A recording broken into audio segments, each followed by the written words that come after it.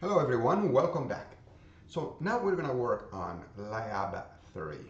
And LAB3 builds on top of LAB2. As you recall, we did LAB2 in the previous video, and we got it to check on some radio buttons.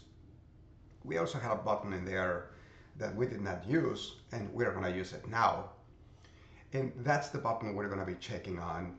We're going to be looking for on clicks. If somebody clicks on the button, we will do something. Okay. So now you can find out all about it by now. Of course, you've been watching my videos, and there is one on cloning my GitHub so that you can get the labs and you can test them and copy them in your environment and modify them.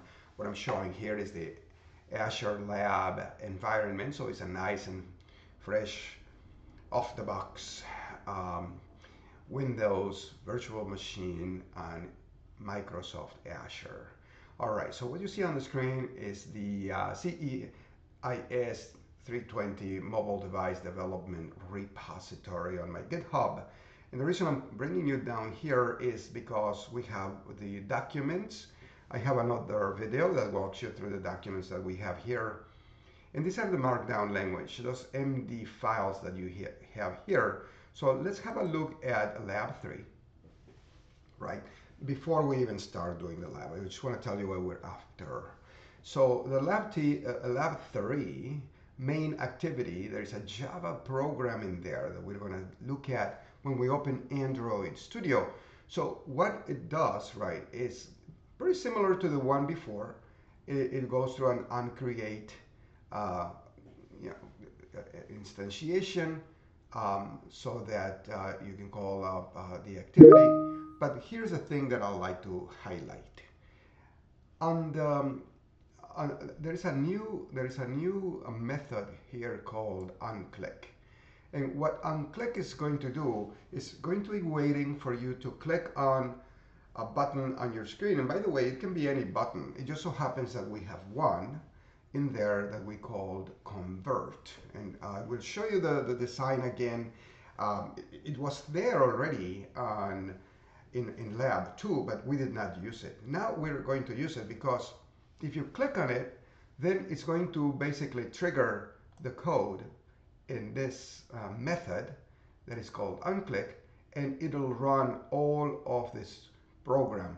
And this program consists of looking at values of your radio button, the radio buttons again, which one is checked, which one is not checked. And we'll also look at the value from this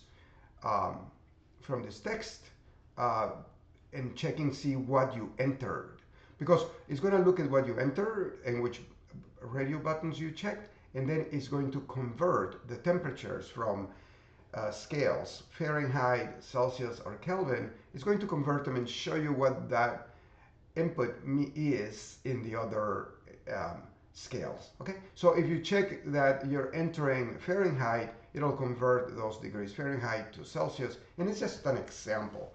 The big idea here is to catch when the user clicks on the button.